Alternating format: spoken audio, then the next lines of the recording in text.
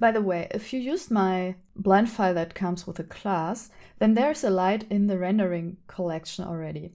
You can just delete that because I didn't use it for the setup here, but you can click and shift click all the 3 lights that you might have built and you can put them in the rendering setup, and you can also select the background plane and put it in the rendering collection. You can also press M to put it in the rendering collection with a shortcut. And then the model will be in the model collection that you can also hide all at once. And also all the rendering stuff is in the rendering collection so that you can instantly turn it on and off. This way you also get a good look at how the scene looks just with the sky texture. So that is handy, and you have the camera now at the position where you want it. But of course, if you want to move it around a little more, you can either do that here. So you can move the camera so that it moves around the ring like that. And by the way, you can also give the camera an object constraint, so track 2, and then you pipette the ring band here. And now if you move the camera, it will automatically stay focused on the ring, and you might like that. And in this way, you can move the camera around in here and still get a good look on the render scene in here.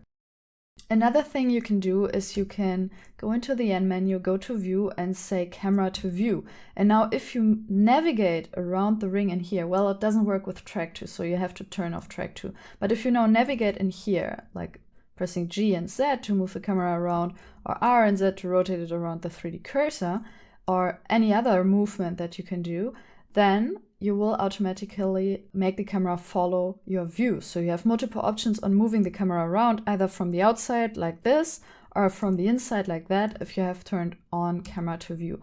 Or you just say track 2, and that way you can just move it around here and the ring will always stay in focus.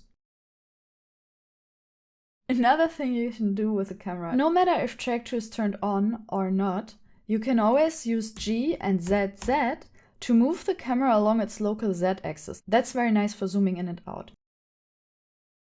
Also, you have some options in the camera settings over here. So first thing you can do is you can switch between perspective and orthographic, and then you can change the orthographic scale. Or you have the perspective view where you actually have some perspective going on. In perspective, you can change the focal length. So the smaller the focal length is, the further away you seem to be, and if you then use G and ZZ to move in with your camera, then the look becomes more dramatic. You can see that the perspective is now emphasized a lot. Okay, if you take this focal length to say 100, that is like a very long camera lens. And in this way, the perspective aspect of the scene is not as emphasized. Okay, so you have a lot of options to adjust the look of your scene. I already talked about the clip start and end settings. So if your scene looks cut off when you move around, just increase the clipping end settings. And now, if you're more or less satisfied with the whole scene, you can just press F12 or you go to render and render image. Now, the first thing you might notice is that we have some extra objects floating around in here, which you might not want. So if things look different than the scene that you actually see when rendered, you can just press Escape to stop the render, but you can just also click on the X up here to close this window.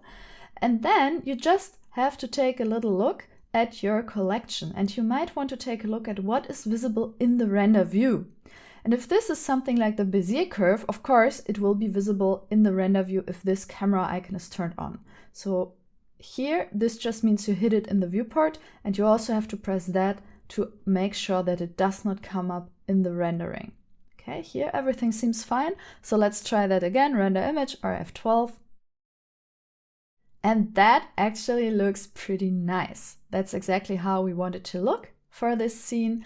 And I just notice here that I would like this area of the ring a little bit more lit up. Okay, so I would like some light bouncing off of this edge. So I just close that once again. And since I'm looking through the camera more or less from here, I might want to bring that down a little bit, that light, and I might also want to rotate it around. So that is this pinkish light. So maybe I want to turn that pink tone down a little bit. But actually I quite like it. And I would also like to rotate that to come down a little bit and a little bit to the left. And of course, if you rotate the light, you can also press R and XX or the G and XX or the respective axes to move it along its local axis. And this might help you to move it around a bit more skillfully if you don't have the Track 2 modifier turned on.